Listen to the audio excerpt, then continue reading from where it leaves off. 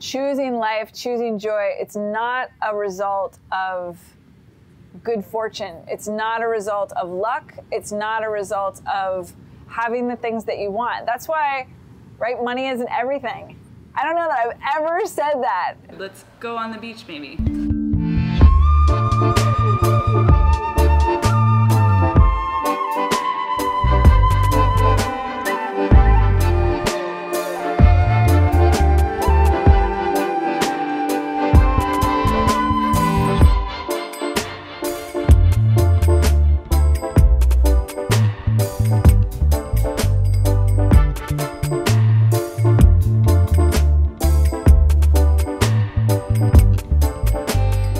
And it was longer than that ago, maybe 3 years ago, I started becoming aware, but like a year and a half ago, it like came to a head, that I was waking up every day unhappy, waking up every day worried, waking up every day like feeling a sense of kind of low-grade anxiety. I think a lot of people feel this way and much worse, so it wasn't like not complaining.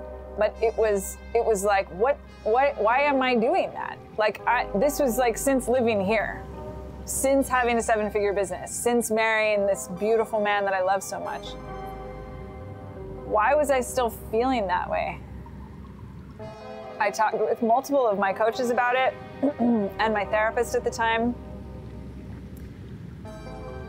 and just started studying, researching, where is this coming from? Why is this my experience? And at the same time, started practicing gratitude. Just really simple, every morning. And the sunset really helped me. Like watching the changing of the days helped me connect with a very basic, fundamental, like experience of life, a gratitude to be alive. And since then, I've talked with many of my clients about this, and it's very common. It's very common that there's a part of us that like doesn't really want to be here. Either because we're so freaking cosmic that these material bodies just feel like, what? Or because we're so habituated to expect suffering, to expect misery, to expect toleration, to expect fear, doubt, worry, to kind of set the tone of our whole lives. And it's a proactive activity to choose life.